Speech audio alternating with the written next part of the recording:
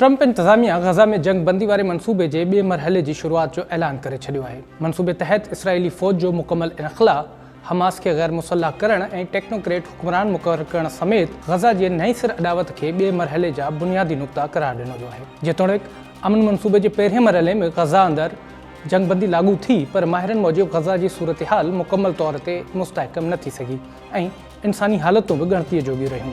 अॼु जॾहिं अमन मनसूबे जो ॿियो मरहलो शुरू कयो पियो वञे, तॾहिं असां इहो ॼाणण जी कोशिशि कंदासीं त मैदान ते 20 नुकाती गज़ा अमन मनसूबे जो पहिरियों मरहलो केतिरो कामयाबु रहियो। तंहिं करे अचो त अमरीकी सदर डोनाल्ड ट्रंप जे गज़ा अमन मनसूबे जो हिकु नंढिड़ो जाइज़ो वठूं।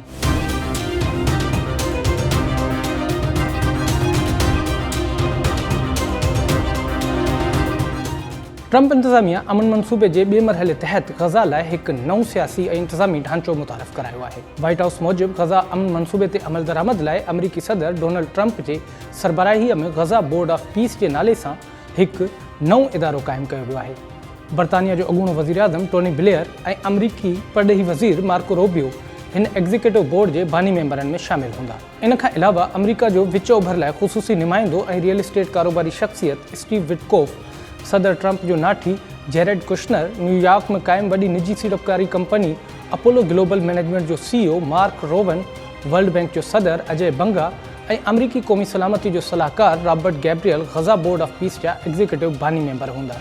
एग्ज़ीक्यूटिव बोर्ड खां अलावा बल्गारिया जे सियासतदान ऐं विच ओभर लाइ गॾियल क़ौमुनि जे अॻूणे नुमाइंदे निकोलाय मिलादिनोव खे गज़ा में मैदान ते अमरीका पारां पंहिंजो नुमाइंदो मुक़ररु कयो वियो आहे, जेको 15 रुकनी फ़लस्तीनी technocrat committee national committee for the administration of Gaza जी निगरानी कंदो ऐं फ़लस्तीनी अथॉरिटी जो अॻूणो डिप्टी वज़ीर आज़म अली शाद उन कमेटी जो सरबराह हूंदो। गुज़िरियल साल अमरीकी सदर डोनाल्ड ट्रंप पारां गज़ा जंग जे ख़ात्मे ऐं ख़िते अंदरि इस्तेहकाम आणण जी दावा कंदे इसराइल ऐं हमास ते जंग बंदी लाइ ज़ोर भरियो ऐं 20 नुकाती अमन मनसूबे ते राज़पो न ॾेखारण जी सूरत में धुरियुनि खे संगीन नतीजनि खां ख़बरदार कयो हो। गज़ा बाबति सदर डोनाल्ड ट्रंप जे 20 नुकाती अमन मनसूबे तहत गुज़िरियल साल 10 अक्टूबर ते गज़ा में जंग बंदी लागू थी। इन मनसूबे जो पहिरियों मरहलो फ़ौरी तौर जंग रोकण, कैदियुनि जी मटासटा, इसराइली फ़ौजनि जी जुज़वी इनख़ला, इंसानी इमदाद जी मुकमल दाख़िला ऐं रफ़ा सरहद खोलण ते ॿधल हो। पहिरें मरहले खे 3 महीना गुज़री वञण खां पोइ जाइज़ो वठण ते मालूम थिए थो त इन्हनि मां घणा मक़सद मुकमल तौर ते हासिल न थी सघिया आहिनि। अमन मनसूबे जे पहिरें मरहले जो बुनियादु फ़ौरी जंग बंदी सां गॾु इंसानी रिलीफ ऐं एतमाद साज़ी जहिड़नि क़दमनि ते रखियो वियो हुयो। जॾहिं त इसराइली ऐं फ़लस्तीनी कैदियुनि जी मटासटा ऐं गज़ा में इसराइली फ़ौज जी जुज़वी इनख़ला सां गॾु गज़ा अंदरि इमदाद जी आज़ादी सां पहुच खे बुनियादी शर्त क़रार ॾिनो वियो। ट्रंप जे गज़ा अमन मनसूबे जे पहिरें मरहले में हमला बंदि थियणा हुआ, पर उहे जारी रहिया। जंग बंदी बावजूदि इसराइली हमलनि में मुकमल तौर वक़फ़ो न आयो। रिपोर्टनि मूजिबि अक्टूबर 10 खां पोइ इसराइली हमलनि जे अंग में घटिताई ज़रूरु आई, पर मुकमल बंदिश ते अमल दरामद न थी सघियो। गुज़िरियल 3 महीननि दौरान इसराइली हमलनि में घटि 451 फ़लस्तीनी मारिया विया, जॾहिं त 1251 शहरी ज़ख़्मी थिया। मारिजी वियलनि में 100 खां वधीक ॿार शामिल हुआ।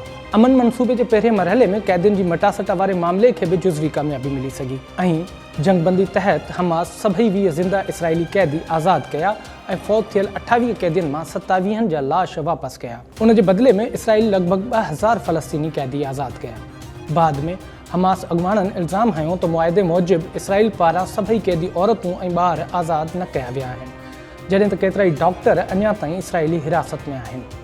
इन खां अलावा इसराइल इन शर्त ते बि अमल न कयो जंहिं तहत फ़ौत थियल फ़लस्तीनी कैदियुनि जी सुञाणप लाइ DNA सामान गज़ा में दाख़िल थियणो हो।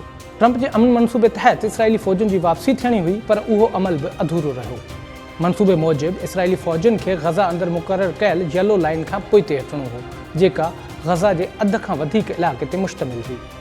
इन्हीअ नुक़्ते ते अमल दरामद जे हवाले सां अहिड़ी रिपोर्टूं बि साम्हूं आयूं जिते इसराइली फ़ौज पारां ज़मीन ते लॻायल पीलनि ब्लॉकनि खे अॻिते पोइते कंदे पंहिंजो कंट्रोल वधाइण जूं कोशिशूं कयूं हुयूं, जॾहिं त फ़लस्तीनी आबादी नंढनि इलाइक़नि में महदूद थींदी वई ऐं केतिरनि ई रिहाइशी इलाइक़नि खे डाहे पट कयो वियो। मनसूबे तहत गज़ा अंदरि मुकमल इंसानी इमदाद पहुचाइणी हुई। जंगबंदी मुआहदे में चयो वियो त मुकमल इमदाद फ़ौरी तौर गज़ा में दाख़िल थींदी, पर 10 अक्टूबर खां 9 जनवरी ताईं 54,000 ट्रकुनि मां रगो 23,019 इमदादी ट्रकूं गज़ा में दाख़िल थी सघियूं, यानी रगो 43% इमदाद खे गज़ा ताईं पहुचण जी इजाज़त मिली सघी। जॾहिं त इसराइल पारां केतिरनि ई आलमी इमदादी तंज़ीमुनि खे ग़ज़ा में कमु करण खां रोकियो हो। अमन मंसूबे जे पहिरें मरहले में रफ़ा सरहद खोलण जो बि शर्त शामिल हो, पर ग़ज़ा ऐं मिस्र जे विच में अहम रस्ते जी हैसियत रखंदड़ रफ़ा सरहद अञा ताईं बंदि आहे। इसराइली वज़ीर आज़म जो चवणु आहे त आख़िरी फ़ौत थियल इसराइली कैदी जो लाश मिलण खां पोइ ई सरहद खोलण ते ग़ौर कयो वेंदो। हींअर ट्रंप इंतिज़ामिया पारां ग़ज़ा अमन मंसूबे जे ॿिए मरहले जो ऐलान कयो वियो आहे। ॿिए मरहले तहत ट्रंप इंतिज़ामिया जो सॼो ध्यानु टेक्नोक्रेट फ़लस्तीनी इंतिज़ामिया, इसराइली फ़ौज जे मुकमल इनख़ला ऐं हमास खे ग़ैर मुसलह करण सां गॾु ग़ज़ा जी नए सिर अॾावत ते ॾिनो हूंदो। अमरीकी ख़ुसूसी नुमाइंदे स्टीव विटकॉफ मूजिबि हिन मरहले में ग़ज़ा लाइ हिकु उबूरी ग़ैर सियासी फ़लस्तीनी इंतिज़ामिया क़ाइमु कई वेंदी जेका रोज़मर्रा जा मामला हलाईंदी। पर ग़ज़ा मां रिपोर्ट कंदड़ सहाफ़ियुनि मूजिबि मैदान ते हालतूं घणी हद ताईं तब्दील न थियूं आहिनि। मुसलह ड्रोन्स जा आवाज़ ऐं धमाकनि जूं ख़बरूं अञा बि साम्हूं अची रहियूं आहिनि। ग़ज़ा हुकूमत जी मीडिया ऑफिस मूजिबि 10 अक्टूबर खां 9 जनवरी ताईं इसराइल 1193 भेरा जंगबंदी जी भञकड़ी कई।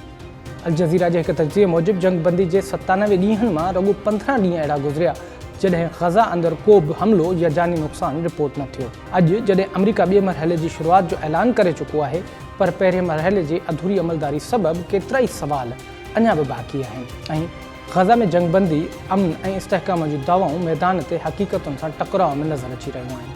अहिड़ी सूरत हाल में ॿिए मरहले जी कामयाबी जो दारोमदार इन ॻाल्हि ते हूंदो त छा हिन भेरे ऐलान कयल हदफ़ वाक़ई अमली सूरत अख़्तियार करे सघंदा।